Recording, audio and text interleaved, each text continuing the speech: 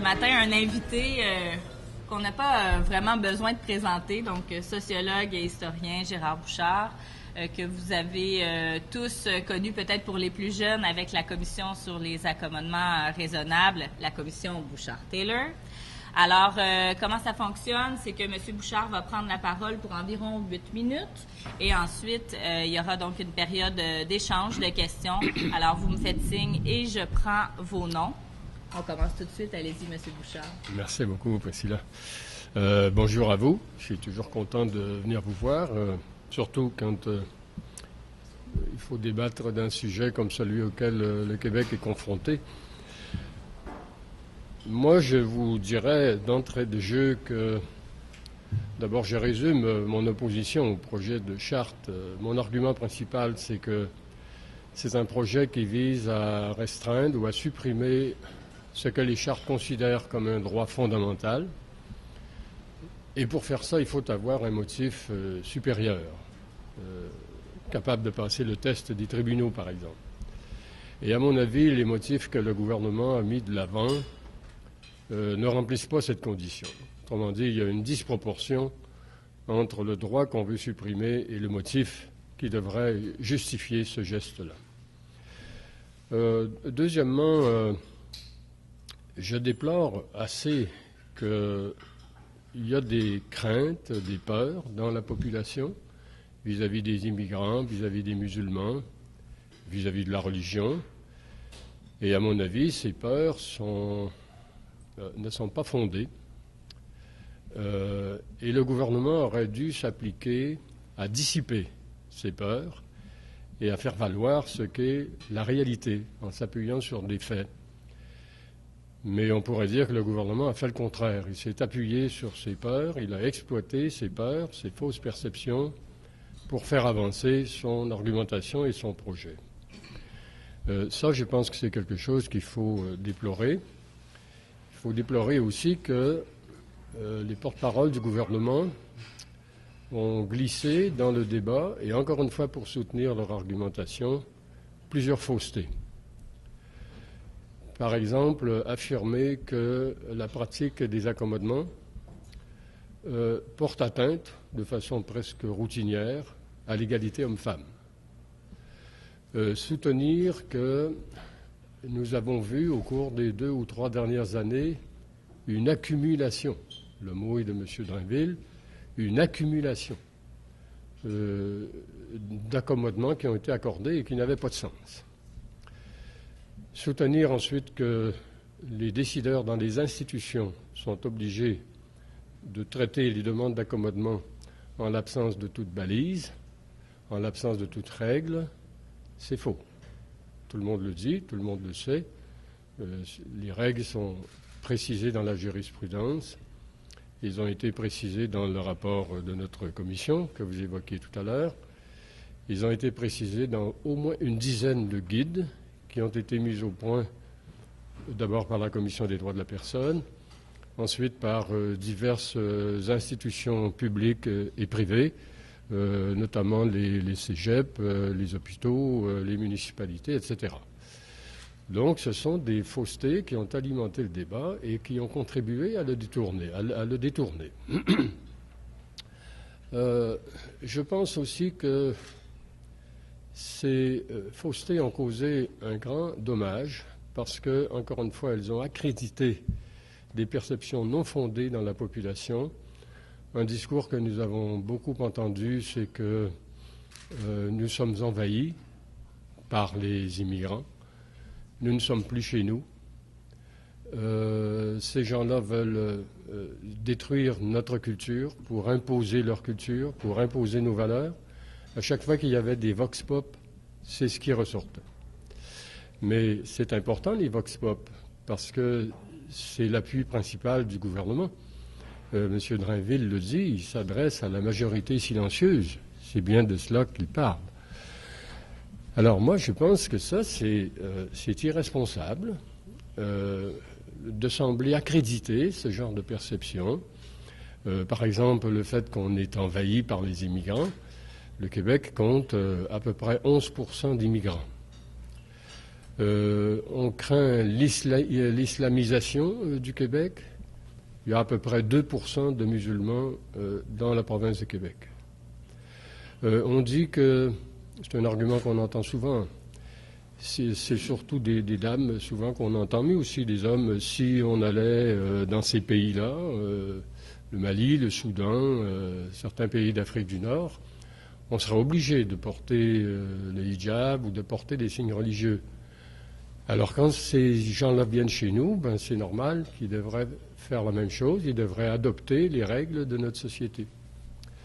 Il y a une différence qu'on oublie, c'est que ces pays-là, comme on dit, ce sont des dictatures, ce sont des despotismes où la liberté n'existe pas. Ce ne sont pas des sociétés de droit. Alors que nous sommes une société de droit, nous sommes une démocratie, nous nous donnons des chartes pour régir les comportements des individus, pour préciser les règles de la vie collective et individuelle. Alors, il me semble que je ne crois pas que personne ne veuille adopter les règles et les systèmes politiques des pays dont je parle. Nous sommes contents de vivre dans une société qui privilégie la liberté, et je crois bien que personne ne veut s'en départir. Alors la liberté, ça veut dire de respecter la diversité, ça veut dire de respecter les libertés fondamentales, les droits fondamentaux, tels qu'ils sont énoncés dans notre charte et dans la quasi-totalité des chartes du monde, notamment dans les chartes de l'ONU, la Convention des droits de la personne de l'Union européenne et de la Commission européenne. Donc ce sont des valeurs fondamentales que nos sociétés ont décidé d'observer pour favoriser la liberté, la vie des citoyens. J'imagine qu'on ne devait pas se priver de ça. C'est ça la grosse différence entre les pays d'où certains immigrants viennent et notre société. Et d'ailleurs, ces immigrants quittent leur pays pour venir chez nous, justement pour profiter de la liberté dont nous jouissons dans notre société. Alors, ce sont les 2 ou 3 remarques que je voulais faire en ouvrant cette discussion. J'ajouterai simplement que une des craintes que m'inspire de plus en plus l'évolution du débat et ce projet de charte, c'est la fracture sociale qu'elle est en train de créer au sein de notre société. Ça, c'est un phénomène sociologique extrêmement grave s'il devait se poursuivre, parce que ce sont des fractures qui ne s'établissent pas entre les jeunes et les plus âgés, entre les moins riches et les plus instruits et les moins instruits. Elles s'installent sur des critères d'identité, de valeurs, de droits, de croyances religieuses, des critères ethniques. Et ça, c'est un terrain qui est éminemment dangereux, explosif même. Alors c'est très imprudent d'avoir ouvert cette boîte de Pandore, à mon avis, pour une raison qui ne le justifiait pas. En 2007-2008, le gouvernement a mis sur pied une commission parce que tout le monde la réclamait. Tout le monde était convaincu que le Québec était en état de crise et qu'il fallait faire quelque chose. Donc le Québec n'avait pas le choix de se rouler les manches et puis de plonger dans ces thématiques. Moi, je ne crois pas que la situation qui a prévalu au Québec depuis 1 an ou 2 était du même ordre. Il n'y avait pas de crise dans notre société. Alors pourquoi rouvrir ce débat qui devient acrimonieux et qui est en train d'opposer les minorités et la majorité? Et quand j'ai dit ça, il risque de se passer quelque chose de très sérieux, là, qui va prendre beaucoup de temps à réparer. C'est que le gouvernement, avec son projet, est en train de créer les conditions qui vont permettre à toutes les minorités au Québec de se coaliser, de se solidariser et de former un bloc. Et ce bloc-là va se former contre la majorité. Et quand ce genre de fracture s'installe dans une société, ça a des conséquences très longues et extrêmement déplaisantes. Et l'exemple de la France devra nous inspirer là-dessus pour une fois. Parce que la France a commis l'erreur d'additionner les exclusions sociales, économiques, culturelles des immigrants d'Afrique du Nord pendant quelques générations. Et ça a donné ce qu'on connaît aujourd'hui, le phénomène des banlieues, où souvent même les policiers ne peuvent plus entrer. Donc là, on parle d'une fracture profonde. Alors, si on veut s'inspirer du modèle français, comme on dit, inspirons-nous de ce phénomène-là qui nous dit la marche à ne pas suivre. Merci, M. Bouchard. Alors, on y va avec la première question. François Saint-Gelais, ensuite Louis Tremblay, et je prends les suivants. Depuis le début de ce débat-là, M. Bouchard, on parle beaucoup, il y a comme un mot valise, c'est comme intégration. C'est comme maintenant, comme vous avez parlé un peu du concept de chez nous, du concept il y a eux, il y a nous. Mais justement, j'aimerais savoir, pour poser un petit peu le débat, jusqu'à quel degré on peut quantifier l'intégration? Est-ce que c'est un concept qui est pertinent dans le cadre du débat? Jusqu'à quel point il faut intégrer les gens qui arrivent à nous, alors que nous, on devrait peut-être s'intégrer ou s'ouvrir à eux? J'aimerais que vous nous exposiez un petit peu votre vision de ce fameux mot-là, cette espèce de concept-là qui est, je pense, un peu galvaudé. Qu'est-ce qu'on devrait viser comme intégration? Qu'est-ce que ça signifie, ce concept-là? Quelle balise on pourrait justement utiliser pour mieux comprendre ce concept-là? Le concept d'intégration, c'est un concept central. Et je crois même que dans ce débat, on n'en parle pas assez. C'est un mot qu'on n'entend pas beaucoup présentement, le concept d'intégration, alors que c'est l'enjeu central. Encore une fois, je reviens sur mon commentaire à propos de la fracture. Une société ne doit pas se fragmenter. Une société qui veut bien fonctionner, se donner des objectifs et les poursuivre, qui a besoin de créer des consensus pour ça, qui a besoin de construire des majorités à l'Assemblée nationale, mais aussi dans la population, qui veut avancer dans des directions qu'elle se donne, elle a besoin d'avoir un minimum d'unité, un minimum d'intégration. Une société qui est entièrement fractionnée est une société qui ne peut pas fonctionner, parce qu'elle est incapable de s'entendre sur des choix, des orientations, des valeurs, des politiques, des programmes, etc. Donc une société qui ne peut plus avancer. Et la fragmentation, ça tourne vite au conflit, aux tensions et aux conflits, une fois qu'elle est installée, évidemment. Alors, par quoi on mesure l'intégration? Par exemple, l'intégration à l'emploi.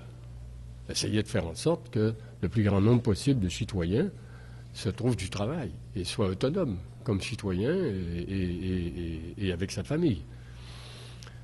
Alors, présentement, ce qui est grave au Québec, c'est bien sûr qu'on a un certain taux de chômage, comme toujours, mais c'est que ce chômage-là frappe des groupes en particulier, et notamment les musulmans. Ils sont plus frappés, ils sont plus ciblés que les autres.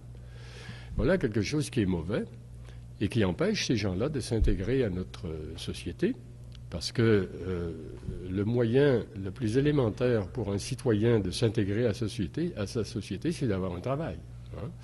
Et à partir de là, on s'intègre à des réseaux sociaux. On a plus le goût de s'informer de la vie politique, d'y participer, de se faire des opinions et de devenir un citoyen au sens complet. Alors, ici, donc, au Québec, on a un problème avec ça, l'intégration économique et sociale des immigrants et des membres des minorités. Deuxièmement, l'intégration, ça veut dire aussi que si on veut être capable de créer des consensus et de créer des alignements vers certaines orientations collectives et politiques, il faut partager un petit peu les mêmes valeurs fondamentales. Bon, alors, ça se mesure. La proportion des gens de divers milieux sociaux qui adhèrent ou non à ce que l'on considère comme étant les valeurs fondamentales de notre société. Et vous savez quoi? Vous me donnez l'occasion de dire quelque chose d'important. Encore une des peurs que j'évoquais tantôt, c'est que les immigrants ne veulent pas s'intégrer parce qu'ils sont porteurs de valeurs qui sont contradictoires avec les nôtres et qu'ils ne veulent pas abandonner leurs valeurs. Bon. Moi, je connais seulement 2 études qui aient essayé de mesurer les valeurs auxquelles les immigrants adhèrent, celles auxquelles les membres de la société d'accueil adhèrent, et quelle est la différence entre les deux. Alors, les résultats de ces 2 études convergent, ils sont les mêmes, c'est que les immigrants, massivement, partagent les mêmes valeurs fondamentales que nous. Deuxièmement, ils y adhèrent avec plus d'intensité à des valeurs de liberté, par exemple, des valeurs de démocratie, les valeurs des droits fondamentaux qui sont bien protégés par des institutions, par des chartes, etc. Et vous savez pourquoi ils y adhèrent avec plus d'intensité? C'est parce que ces gens-là, en très grand nombre, ont fui des pays où ils en étaient privés. Et ayant décidé d'émigrer, les francophones, par exemple, ceux de l'Afrique du Nord, n'ont pas voulu aller en France parce que c'est l'ancien pays qui les a colonisés et qui les a opprimés. Donc, ils décident de venir au Québec, parce que ça parle français, et parce qu'au Québec, nous avons ces valeurs-là de liberté, de démocratie, etc. Alors, c'est une autre chose qu'il faut déplorer, en même temps que ce que j'ai dit tout à l'heure, que de laisser filer cette perception que les immigrants, en général, en gros, adhéreraient à des valeurs qui sont contraires aux nôtres et menaceraient donc les nôtres. Ça n'a aucun fondement.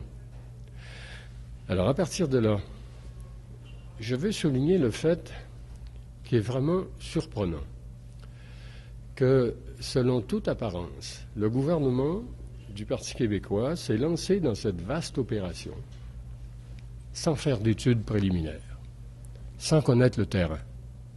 Par exemple, tout ce qu'on entend sur les accommodements ne sont appuyés sur aucune recherche rigoureuse qui aurait démontré qu'effectivement, la pratique des accommodements tourne en sens contraire à l'égalité homme-femme, par exemple. Et qu'il n'y a pas de balise qui guide les décideurs, si bien que les décisions sont arbitraires et que les accommodements prennent la forme de privilèges. Alors, il n'y a pas d'études rigoureuses. Il n'y a pas d'études, tout simplement. En tout cas, jamais le gouvernement n'a fait allusion à des recherches qu'il aurait faites et sur lesquelles il pourrait appuyer ses prises de position pour justifier ses orientations. Jamais. M. Drainville, c'est toujours les mêmes exemples, 3 ou 4 exemples. Et d'ailleurs, dans ces exemples-là, pour montrer que les accommodements portent atteinte à l'égalité homme-femme, il y en a 2 qui sont faux. Quand il parle de la SAAC, la Société d'assurance automobile, je l'ai entendu une couple de fois déclarer ça, qu'à la SAAC, un musulman, un juif, un homme qui, pour des raisons religieuses, ne veut pas traiter avec une évaluatrice, et lui est permis de se présenter au guichet et de dire « Moi, je ne veux pas de femme, je veux traiter avec un évaluateur, s'il vous plaît », et on donne suite à sa demande. C'est faux. C'est entièrement faux. J'ai été témoin de la procédure qui a été mise en place à la SAAC il y a 2 ans. C'était d'ailleurs la personne qui était en charge. C'était une ancienne analyste senior à notre commission. Et j'ai suivi de près la mise en place, la conception de cette procédure. Et j'ai vérifié encore il y a 2 semaines à la SAAC auprès d'un représentant. Et cette procédure est parfaitement appliquée d'une manière extrêmement stricte. Donc, je trouve ça bizarre qu'on puisse mentir comme ça à la population. Et en plus, je trouve ça très injuste pour des gestionnaires d'un organisme public qui ont fait leur devoir. Pour s'assurer que peut-être la valeur à laquelle on tient le plus au Québec soit respectée à la lettre dans leur service. M. Drainville donne aussi l'exemple des femmes qui se présentent dans des hôpitaux au Québec et qui ne veulent pas traiter avec des médecins, des hommes médecins, et que les hôpitaux donnent suite à leurs demandes. Alors encore là, je pense que M. Drainville n'a pas fait ses devoirs, parce que ce problème-là a été soulevé au temps de la commission, et les hôpitaux en étaient venus à établir une convention en vertu de laquelle une femme qui se présentait et qui voulait traiter avec une femme médecin, on donnait suite à sa demande s'il y avait une femme médecin qui était disponible. Sinon, on lui affectait un homme médecin. Donc, il n'y avait pas de préférence, il n'y avait pas d'atteinte à la règle de l'égalité homme-femme. Alors, vous voyez, c'est tout de même surprenant, sur des thèmes aussi délicats, aussi complexes, auxquels à la Commission nous avons consacré des énergies considérables pour faire de la recherche, pour prendre connaissance du terrain, pour voir où étaient les problèmes, où est-ce que ça faisait défaut, où est-ce que ça méritait d'être redressé, où est-ce que ça allait bien et qu'il ne fallait pas y toucher. Bien, il semble que le gouvernement s'est lancé là-dedans sans faire aucune recherche. C'est très curieux. Louis Tremblay, ensuite Véronique Dubé.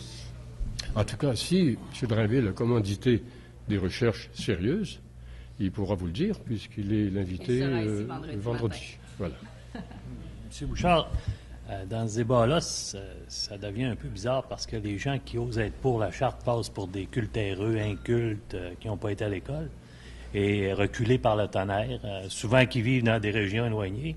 Et ceux qui sont pour, ce sont des vertueux qui connaissent tout. Sauf que On a entendu le contraire aussi. Non, mais c'est le courant généralisé qui passe dans les chroniques, puis je veux dire, sauf que en quoi un couple qui élève un enfant à Montréal, dans la laïcité, n'a pas le droit d'exiger que son enfant ne soit pas exposé à une pratique religieuse comme le port du voile à sa garderie? Parce que c'est le premier contact avec l'état de l'enfant, c'est la garderie. Mais Oui. en quoi ces gens-là n'ont pas ce droit-là? D'exiger que les évaluatrices ne portent pas de signes religieux. Oui. Bon, Comme alors, le voile. C'est un signe religieux, un voile. Là. C'est pas, Ah oui, c'est absolument. pas de la coquetterie, c'est On pas parle- du Christian Dior ou du Prada. Là. C'est un signe religieux. Là. On s'entend. on parle du hijab. Là. Oh, oui, c'est ça. Oui, d'accord. Alors, pourquoi est-ce qu'un parent qui envoie un enfant à la garderie, où il y a une évaluatrice qui porte un hijab, n'a pas le droit d'exiger que cette évaluatrice se départisse de son hijab? C'est ça. C'est parce que un tribunal jugerait, par exemple, que cette dame qui porte un hijab, elle le fait parce que c'est reconnu comme un droit fondamental qui est énoncé dans notre charte. C'est un droit fondamental. Et que la raison pour laquelle les parents voudraient lui faire enlever son hijab ne sont pas du même ordre et n'ont pas le même poids que le droit fondamental de manifester sa religion. Parce que la raison qu'évoqueraient les parents, qu'est-ce que ce sera les raisons qui seraient justiciables et qui pourraient convaincre un juge ou un tribunal?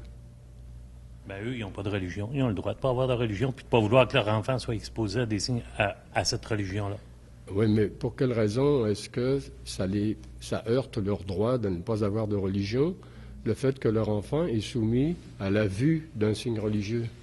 Non, mais c'est parce que c'est plus loin que la vue. C'est l'éducation, c'est une école, c'est un lieu public, c'est l'État. C'est le premier contact de l'enfant avec l'État, souvent après l'hôpital, c'est l'école.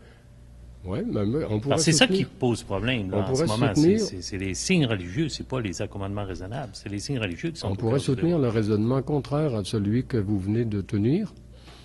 Nous vivons dans une société qui est de plus en plus diversifiée, n'est-ce pas? Oui.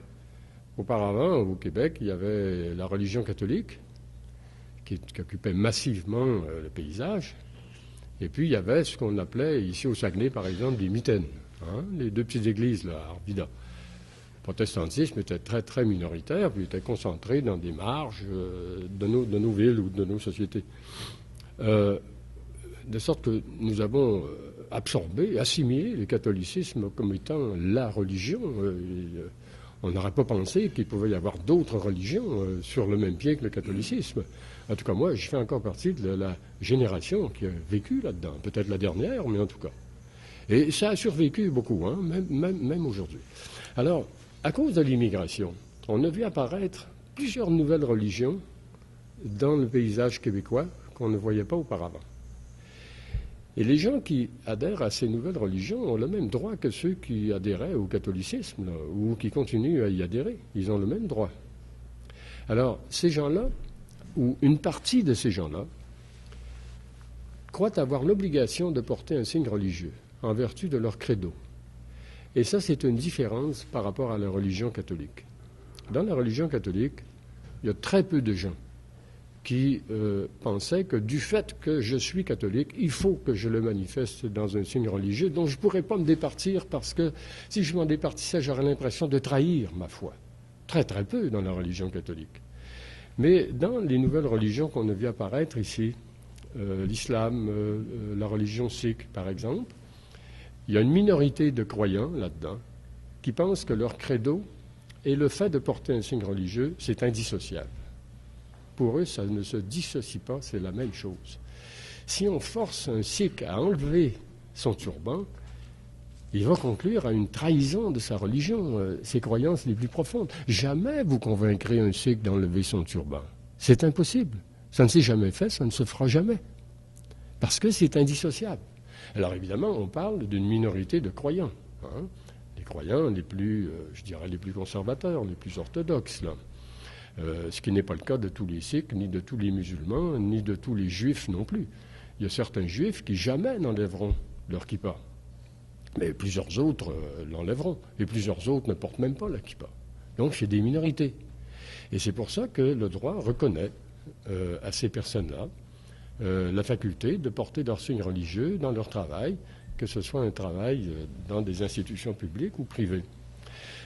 Alors, ce que le tribunal va mesurer, c'est l'importance du tort que l'on cause aux gens que l'on priverait de porter ces signes religieux et du bien que l'on fait à ceux qui le demandent.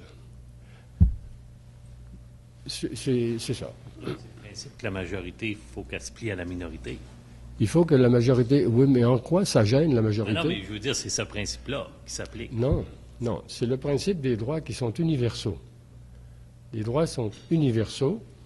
Ils s'appliquent autant aux catholiques qu'aux non-catholiques, aux croyants et aux non-croyants.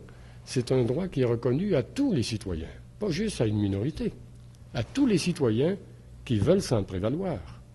Alors, s'il se trouve que vous adhérez à une religion où cette relation organique entre la foi et le signe extérieur n'existe pas, vous n'allez pas vous penser victime de discrimination. Simplement, c'est un droit qui existe pour tout le monde, mais vous n'avez pas besoin de vous en prévaloir. Ça arrive souvent, ça. Véronique Dubé, ensuite Denis Lapierre.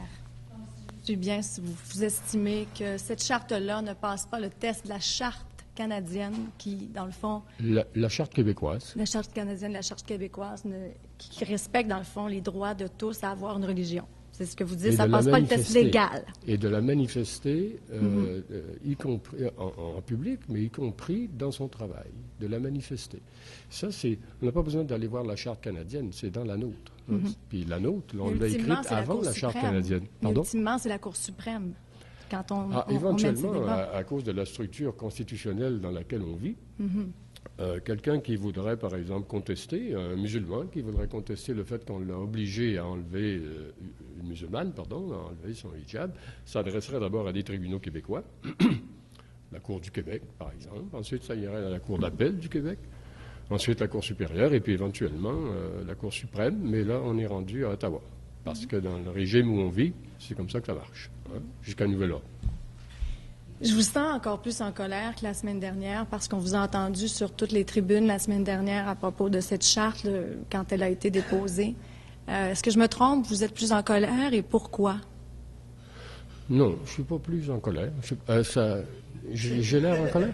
Vous avez observé ce qui s'est passé durant la dernière semaine? Je suis très convaincu, mais je ne pense pas être en colère. Encore plus en convaincu? Que le débat...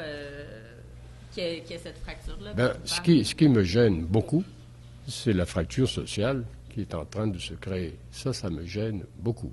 Parce que depuis quelques décennies, je trouve que le Québec s'est très bien comporté dans son rapport avec l'immigrant et avec l'autre, celui qui est différent. Et dans son rapport avec les minorités ethnoculturelles. Le Québec s'est très bien comporté. Il a fait des efforts considérables pour essayer d'assurer un équilibre entre le respect des droits des immigrants et les impératifs de l'identité qu'il faut conserver. Le fait qu'il y a des immigrants et qu'il faille respecter la diversité, ça ne veut pas dire que la société d'accueil doit renoncer à ce qu'elle est, doit renoncer à son identité, à sa mémoire, etc. Au Québec, on a réalisé, à mon avis, un très bon équilibre entre ces deux impératifs, de sorte qu'on n'avait pas de problème au Québec. Ça se vivait très bien, la diversité et le rapport à l'immigrant. Ça se vivait très bien. Alors, il y a eu le soubresaut de la Commission.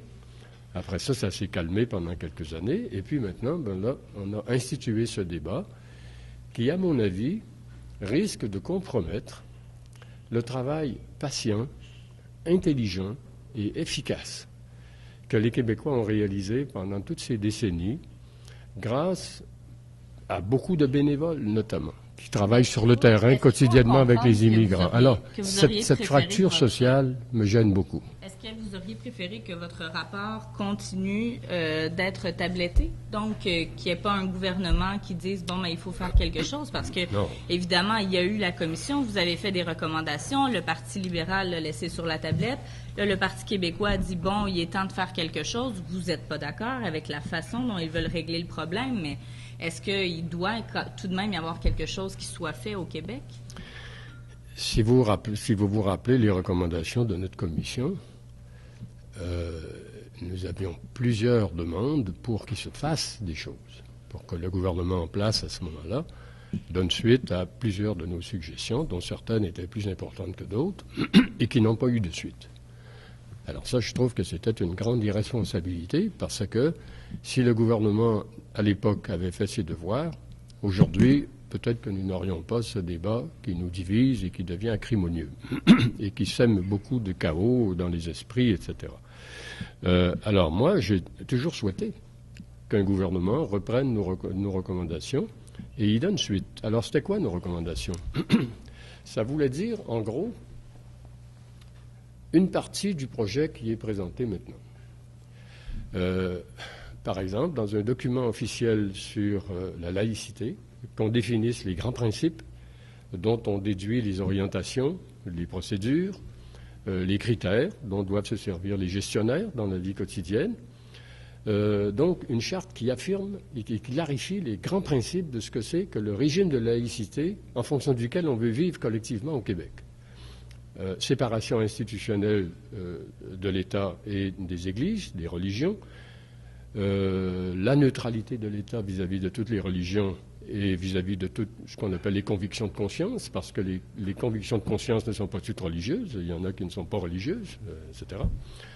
La liberté des citoyens d'adhérer aux convictions de conscience qu'ils veulent, ou la religion qu'ils désirent embrasser. Et ensuite, une composante qui s'appelle le critère patrimonial, le respect du patrimoine.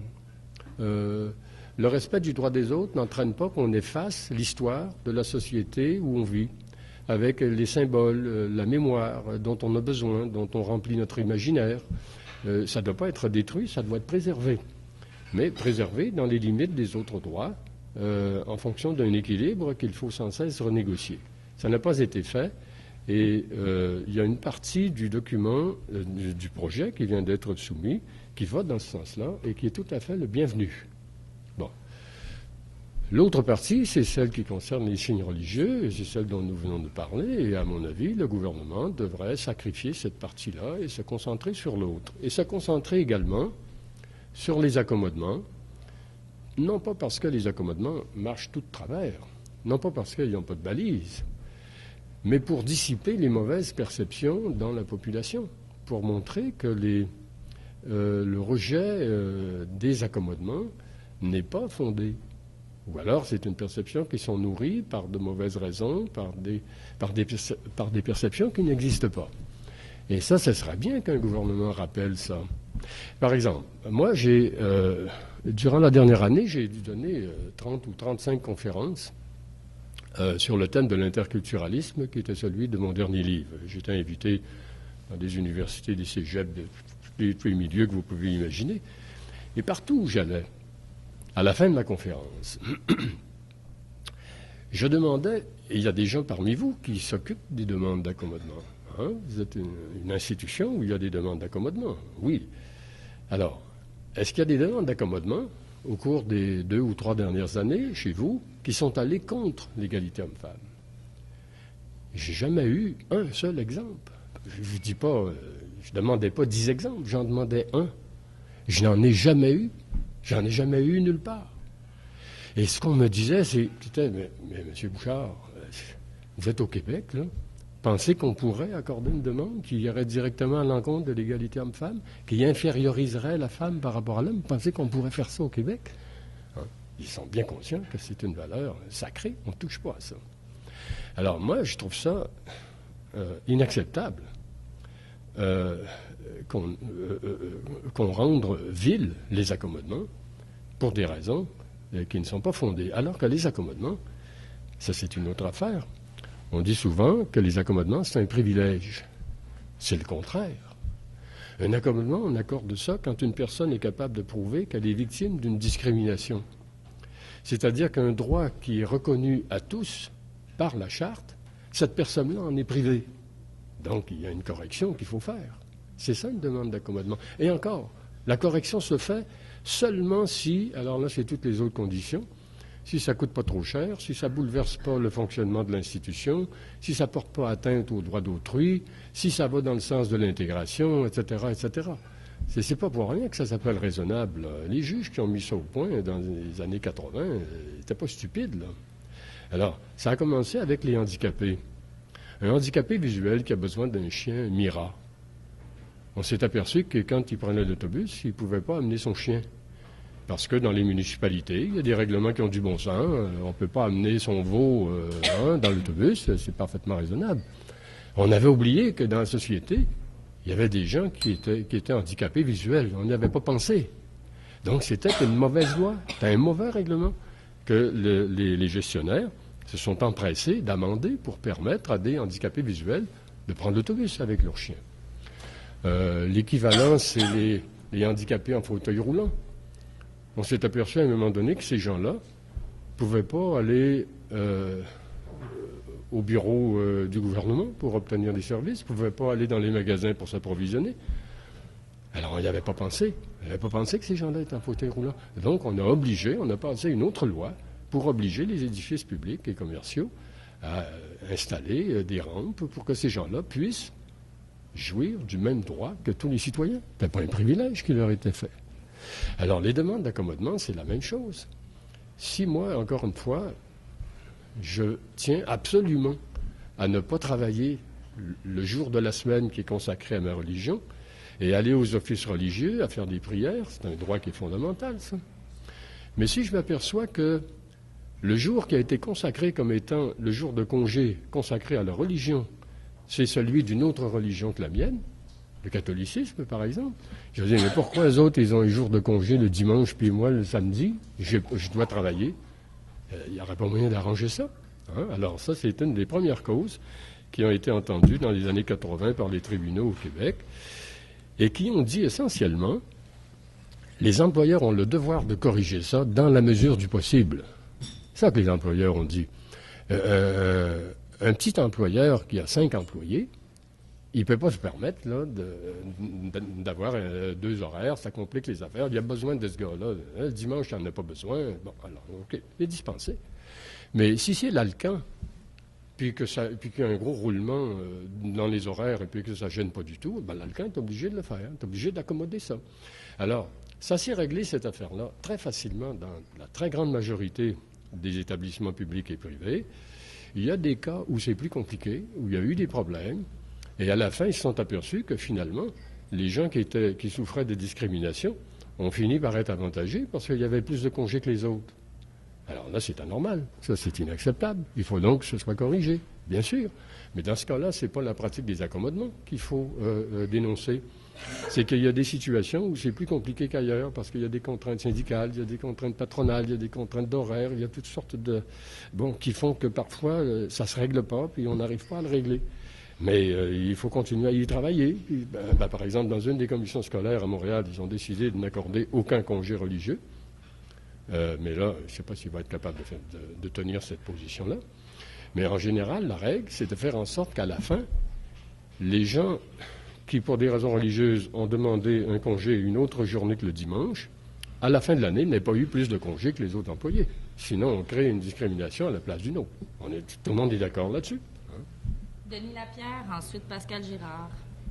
M. Bouchard, dans tout ce débat, et surtout l'acrimonie que vous avez dénoncée par rapport à ce débat, quelle est la place du nationalisme québécois là-dedans? Il y a beaucoup de choses historiquement qui sont passées, de référendum perdant, déclarations au cours du dernier où on parlait déjà de vote ethnique, tout le monde s'en souvient. Il y a eu, dans les années 70, un nationalisme qui était très identifié à l'histoire française, des Français d'Amérique. Ça a évolué un peu. Il y avait eu les efforts de Gérald Godin, on se souviendra. Gérald Godin qui est complètement absent, dont on n'a pas entendu... personne n'a fait mention de Gérald Godin, je pense, une seule fois depuis le début de ce débat. Alors que ça a été au début là, un élément majeur d'une tentative, en tout cas, d'intégrer les groupes à l'intérieur de ce mouvement nationaliste-là. Actuellement, on voit dans le reste du Canada cette identification à cette... spécificité québécoise, appelons ça comme ça, comme étant un facteur de rejet, un facteur d'intolérance. On a entendu ce qui s'est dit en Alberta, en Ontario. Tout ça, là, est-ce que ce débat-là se déroule de cette façon-là parce qu'il s'inscrit dans une certaine histoire, une certaine tendance? Je ne peux pas répondre à la totalité de votre question, hein, parce qu'elle comporte plusieurs dimensions assez complexes, mais d'abord au sujet de de Gérald Gaudin, c'est pas surprenant que le PQ n'en parle pas aujourd'hui, parce qu'on se doute bien de la position qu'il prendrait aujourd'hui. Hein. C'est lui qui a marqué le premier, la grande ouverture des francophones vers les minorités et vers les immigrants, avec l'appui de l'ensemble du parti à l'époque. Hein. Alors c'est pour ça qu'on s'y réfère pas trop aujourd'hui. Moi, ce que j'ai envie de répondre à votre question, qu'est-ce que devient le nationalisme québécois là-dedans? Je la préciserai à ma façon. Je dirais qu'est-ce que devient la cause de la souveraineté là-dedans. Alors moi, c'est une autre crainte que j'ai, parce que moi je suis un souverainiste, c'est une autre crainte que j'ai après la fracture sociale, le risque de fracture sociale, c'est que la cause de la souveraineté sorte bien malmenée de ce débat et ternie par le discours dans lequel elle serait désormais enveloppée, un discours en termes de privation de droits fondamentaux. Vous savez que quand une population vote en faveur de l'indépendance, décide qu'elle veut devenir un pays souverain, l'étape après, elle n'est pas souveraine. Elle n'est pas souveraine parce qu'une majorité de la population a décidé qu'elle le voulait. Une société devient souveraine lorsqu'elle a été reconnue par les autres États. Et c'est ce qui arrive en général. Immédiatement le lendemain d'un vote majoritaire, il y a un État qui dit oui, je reconnais que ça les autres, puis le plus grand nombre possible si nécessaire. Hein. Puis après ça, cet État peut faire son entrée à l'ONU. Depuis une vingtaine d'années, le critère principal à la lumière duquel on juge si une société est digne d'entrer à l'ONU ou pas, c'est le respect des droits. Le respect des droits de la personne. C'est le premier test. Et souvent, ça s'arrête là. Alors, d'après vous, là, comment on se présenterait à cet examen-là, là, nous autres au Québec, là, hein, si un projet de charte comme celui-là était adopté, là? Est-ce qu'on se présenterait dans les meilleures conditions ou bien... Pardon? Il devrait sortir le 2/3 des pays qui sont là. Ah oui. Ben ça, bien sûr. Ça, on ne parle pas de ceux qui sont là et qui peut-être ne devraient pas être là, mais qui y sont entrés dans d'autres conditions, à d'autres contextes, etc. Là, on parle de nous au moment où nous pourrions en venir à frapper à la porte de l'ONU. Ben, c'est ce test-là en premier passé. Et à mon avis, présentement, là, on se présenterait mal à l'examen, je crois. C'est le débat, de façon dont il se fait, Si la façon dont c'est présenté, on pourrait effectivement se faire dire, écoutez... Si jamais la charte est adoptée telle qu'elle est là, et qu'elle prive une partie des citoyens du droit de manifester leur religion en public et à leur travail, bien sûr, ça jouerait très fortement contre nous. Et déjà, ça a commencé. Le Canada anglais ne se gêne pas pour commencer à nous construire la réputation. Les Américains ont enjambé le pas. Et puis après, ça fait boule de neige, ça. Et puis après ça, il ne faut pas se faire d'illusions. Il y a bien des pays qui, hypocritement, ne sont pas des grands chevaliers du respect des droits, mais qui s'en donneraient l'air, là, hein, c'est sûr, pour bien paraître, au dépend des autres. Mais c'est les règles du jeu. Pascal Girard. M. Bouchard, est-ce que vous croyez que le Parti québécois a fait un calcul politique, a fait le calcul des régions?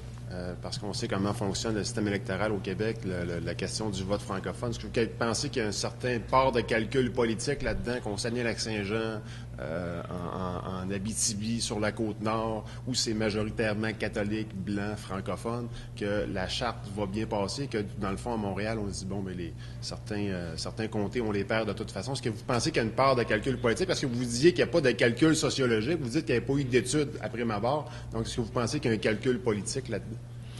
Je dirais deux choses là-dessus. D'abord, ce serait bien étonnant que des politiciens oublient la politique. Hein? Deuxièmement, je n'irai pas plus loin que ça. Je ne peux pas entrer dans les procès d'intention.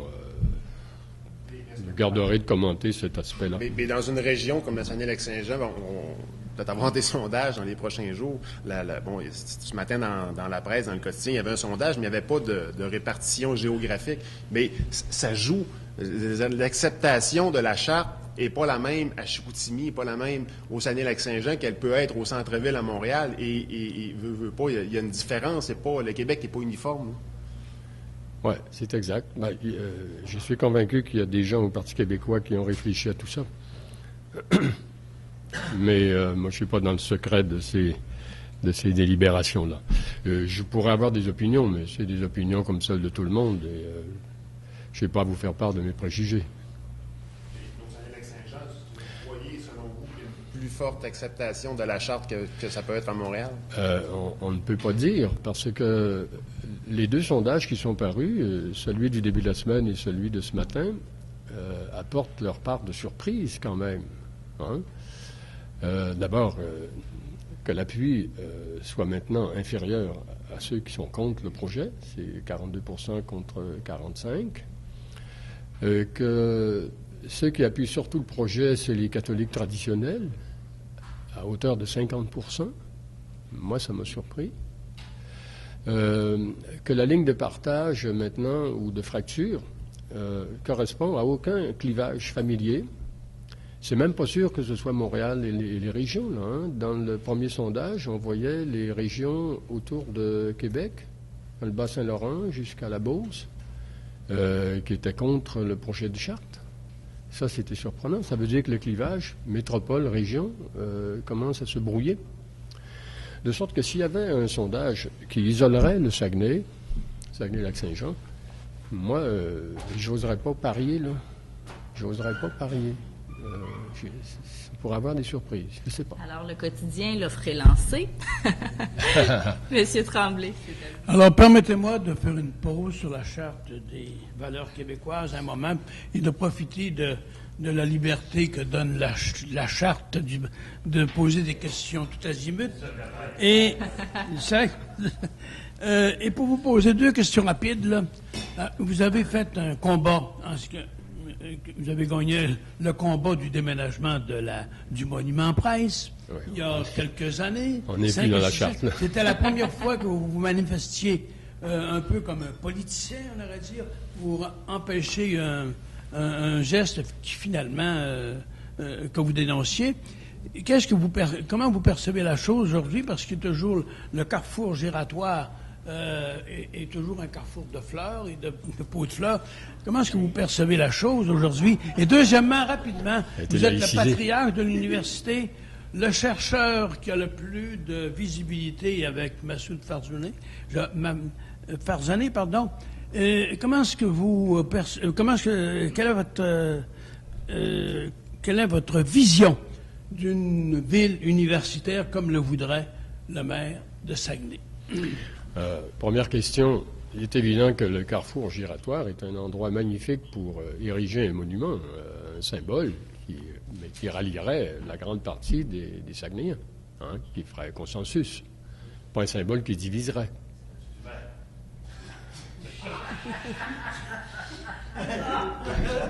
Tu pouvais pas t'en empêcher. T'as pas le droit d'interrompre comme ça.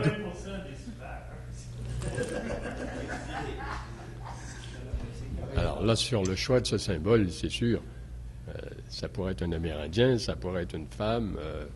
Par exemple, les femmes, vous savez, ont joué un rôle déterminant dans le défrichement des régions à l'époque pionnière. Les femmes ont joué un rôle déterminant, pas seulement en ayant des enfants, là, hein, pour toutes sortes de raisons. Moi, je ne trouverais pas que ce serait une grosse erreur que de consacrer cette place-là à un symbole qui rappellerait le rôle de la femme. Et pour toutes sortes de raisons. En plus, parce que, en dépit de ce qu'elle a fait, elle a été opprimée, hein, par le clergé, etc. Il y aurait une sorte de réparation en même temps. Il y aurait une reconnaissance et une réparation. Ce ne serait pas une mauvaise idée. Un Amérindien ne serait pas une mauvaise idée non plus. Ils ont parcouru le territoire pendant quelques milliers d'années avant nous. Et puis regardez un peu ce qu'on en a fait. Là aussi, il y aurait une reconnaissance et une réparation. Mais voyez, il s'agirait que quelqu'un s'y mette et fasse une proposition qui aurait des chances de rallier un assez large consensus. Votre deuxième question, moi, vous savez que je suis d'accord avec presque tous les projets du maire Tremblay. Mais ça, c'est une très bonne idée. Mais vous étudiez trop longtemps. Oui, ben, c'est ça qui... Ben, j'ai mon handicap comme tout le monde. Je ne suis pas parfait. Mais non, moi, je trouve que c'est une idée très prometteuse, ça.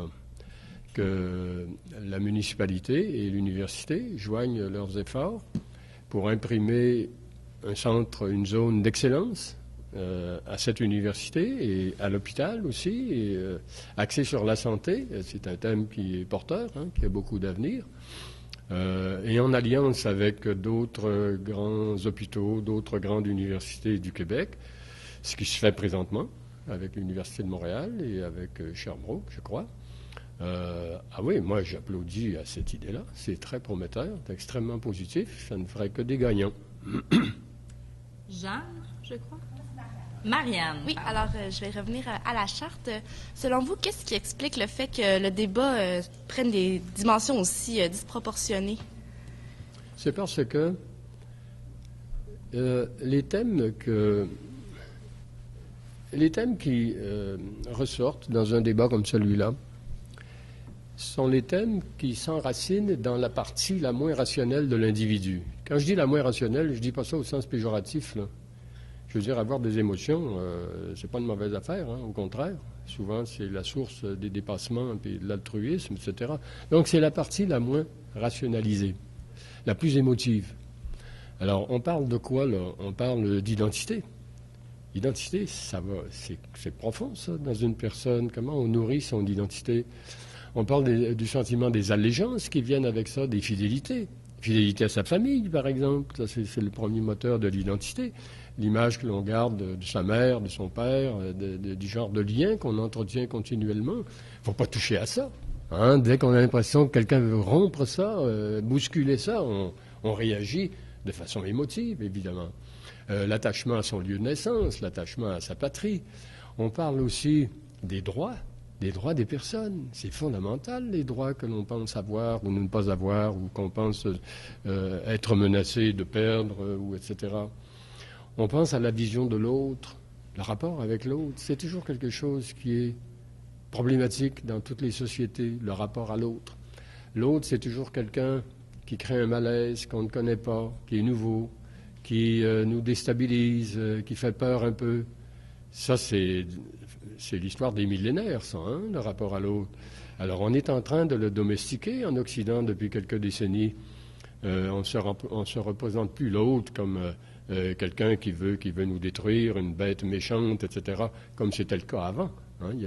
L'UNESCO a commandité une équipe, il y a une douzaine d'années, pour recenser les représentations de l'autre, depuis aussi loin que possible, depuis les Grecs, etc. Et l'autre est toujours représenté un visage hideux, laid, menaçant. Et puis ça change depuis 50 ans à peu près. L'autre finit par nous ressembler de plus en plus. On est en train de domestiquer l'image de l'autre. Mais quand même, c'est un travail qui est toujours à faire. Dès qu'on joue là-dedans, il faut y aller avec des gants blancs. Après ça, c'est les croyances religieuses. Les croyances religieuses, c'est profond, ça. Quand quelqu'un a l'impression que l'État veut venir jouer là-dedans, ça réagit, là. Et puis quand tout le monde n'a pas les mêmes croyances religieuses, et puis il y en a qui sont croyants, puis d'autres qui ne le sont pas. Puis parmi ceux qui ne le sont pas, il y en a qui trouvent qu'on devrait éliminer la religion, parce que c'est une source de division, puis un facteur de problème. Alors c'est tout un ensemble un clavier sur lequel il faut jouer du bout des doigts. C'est pour ça que si on y va avec les pouces, le débat s'enflamme et puis ça peut devenir parfois hors de contrôle. On n'en est pas là au Québec, tant mieux, mais il faut faire attention. On y va rapidement avec une dernière question de Denis Villeneuve. Charles, je sais que vous avez participé à vous avez donné des conférences au Japon qui lui, est en décroissance démographique importante. On est passé de 120 à 90 millions, je pense, d'habitants. Et puis, est-ce qu'à travers tout ce débat-là, on ne fait pas ressortir que l'immigration, c'est encore une richesse pour un pays? Oui, ça, c'est pas une conviction qui vient naturellement. Parce que naturellement, ce qu'on aime, c'est l'homogénéité. On aime à être dans un environnement qui nous est familier, où on ne se sent pas déstabilisé, où on connaît tous les codes. On n'est pas surpris, on n'est pas... qu'est-ce qu'il veut dire, là? Non, on aime ça. Quand, après l'ouvrage, on décide d'aller prendre un verre de bière à la brasserie, on n'y va pas avec ses ennemis. On y va en général avec ceux avec qui on connaît tous les codes, puis on se sent proche, etc. Alors, moi, je pense que... Vous prenez l'exemple du Japon. C'est un bon exemple, le Japon. C'est le pays le plus homogène qui soit, avec sa masse démographique. C'est pas une tribu, quand même, là. On On parle de 100 millions de personnes. Un pays qui a toujours été très homogène et qui a toujours cru que ses vertus collectives, ce qui fait que le Japon est le Japon, étaient dues au fait qu'il était homogène. Donc, avant que le Japon se départisse de son homogénéité, là, il y a beaucoup de travail à faire. Ce qui se passe présentement au Japon, c'est que les couples se forment de moins en moins. Les femmes veulent de moins en moins d'enfants quand elles vivent en couple et veulent de moins en moins vivre en couple parce qu'elles veulent s'émanciper, elles veulent travailler, etc. Elles ont pris goût à ça, puis bon. Résultat, le taux de fécondité du Japon a plongé à un point que, comme il n'y a pas d'immigration, ou très très peu, c'est 1% des Japonais qui sont pas nés là, le résultat, c'est que les démographes prévoient que d'ici une trentaine d'années, le Japon pourrait perdre jusqu'à 30% de sa population. Vous imaginez ça, la catastrophe, sur le plan économique, sur le plan social? Pensez à ce qui se passe quand le gouvernement veut fermer un bureau de poste dans un village, ou que le mouvement des jardins veut fermer une caisse populaire, ou une école primaire, ou etc. Ben là, ça va tomber, 30%, là, le tiers d'un pays qui disparaît. Alors, évidemment, les Japonais, là, ils sont comme vous puis moi, là, ils sont pas fous, là. Alors là, ils sont devant un dilemme. Ou bien ils essaient de convaincre les couples d'avoir plus d'enfants, mais ils n'espèrent pas beaucoup dans cette direction-là. Ou bien ils marchent sur leur vieille représentation et puis ils décident d'ouvrir les portes à l'immigration. Mais si ça se fait, comment ça va se passer, le choc migratoire, là? Et ils ne sont pas habitués à ça, eux autres. Tout ce qu'ils avaient, eux autres, comme immigrants, c'était des Coréens, des gens qu'ils avaient opprimés durant la Deuxième Guerre et la Première Guerre, et puis qu'ils ont amenés chez eux pour faire du travail de prolétariat dans des mines, du travail dont les Japonais ne voulaient pas, qui ont été des citoyens de seconde zone, etc. C'est ça l'expérience qu'ils ont de l'immigration, donc il y a quelque chose à améliorer. C'est pour ça que les Japonais sont curieux du Québec. Pour les Japonais, le Québec, c'est une société qui était plus petite, bien sûr, mais qui était homogène, comme eux, et puis qui a réussi à s'ouvrir à l'immigration, à intégrer l'immigrant et les minorités, et à concevoir des formules de vie collective qui font que ça marche. C'est pas en termes de conflits, il n'y a pas plein de manifestations dans les rues comme on a vu samedi à Montréal, etc. Ça marche. Alors leur question, c'est de dire, mais comment vous avez fait? Je vais être obligée de vous arrêter là. Oui, malheureusement. Mais vous occuperez des Japonais, par contre. Merci à tout le monde d'avoir été là. Prochain rendez-vous avec Bernard Drainville.